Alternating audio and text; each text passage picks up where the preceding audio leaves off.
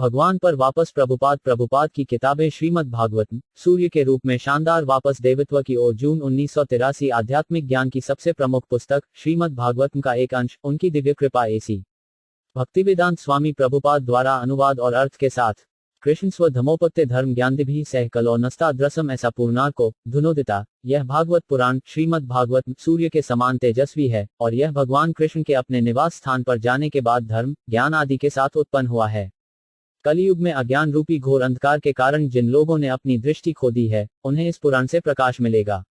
श्रीमद् भागवत में 1.343 मुराद भगवान श्री कृष्ण का अपना शाश्वत धाम या निवास है, जहां वे अपने शाश्वत सहयोगियों और सामग्री के साथ सदा आनंद लेते हैं। यह शाश्वत निवास उनकी आंतरिक आध्यात्मिक ऊर्जा का प्रकटीकरण है, जबकि भौतिक संसार उनकी बाहरी भौतिक ऊर्जा का प्रकटीकरण है। जैसा कि भगवान कृष्ण भगवद गीता में कहते हैं, जब वे भौतिक संसार में उतरते हैं तो वे अपनी आंतरिक शक्ति, जिसे आत्मा माया कहते हैं, द्वारा स्वयं को और अपने सभी सामानों को प्रदर्शित करते हैं। उनका रूप, नाम, प्रसिद्धि, सामान, निवास आदि इसलिए पदार्थ की रचना नहीं है। कृष्ण पतित आत्माओं को पुनः प्राप्त करने और धर्म की संहिताओं को पुनः स्थापित करने के लिए अवतरित होते हैं, जो उनके द्वारा प्रत्यक्ष रूप से लागू की जाती हैं। ईश्वर के अलावा कोई भी धर्म के सिद्धांतों की स्थापना नहीं कर सकता।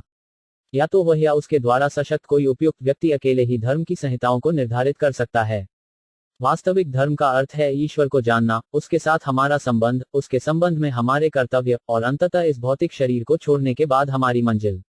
भौतिक ऊर्जा के जाल में फंसी बद्ध जीवियों को जीवन के इन सिद्धांतों के बारे में शायद ही कुछ पता हो। अधिकांश बद्ध आत्माएं जानवरों की तरह होती हैं, बस खाने, सोने, डरने और संभोग करने में लगी रहती हैं। वे ज्यादातर धार्मिकता, ज्ञान या मोक्ष के ढोंग के तहत इंद्रिय भोग में लगे रहते हैं। बद्ध आत्माएं वर्तमान युग, झगड़े के युग या कलियुग में अभी भी अधिक अंधी हैं। कलियुग में जनसंख्या सिर्फ जानवरों का शाही संस्करण है। उनका आध्यात्मिक ज्ञान या ईश्वरीय धार्मिक जीवन से कोई लेना देना नहीं है। वे इतने अंधे हैं कि वे शरीर की जरूरतों से परे कुछ भी नहीं देख सकते हैं।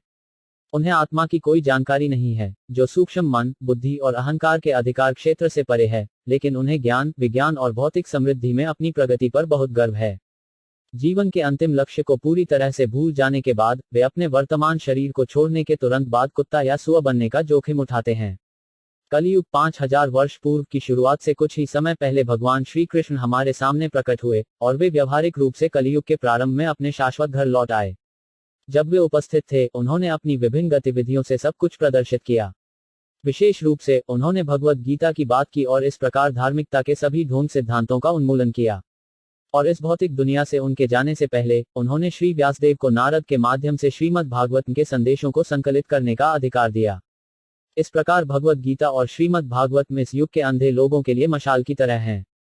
दूसरे शब्दों में, यदि इस कलियुग में मनुष्य जीवन के वास्तविक प्रकाश को देखना चाहते हैं, तो उन्हें इन दो पुस्तकों को ही लेना होगा।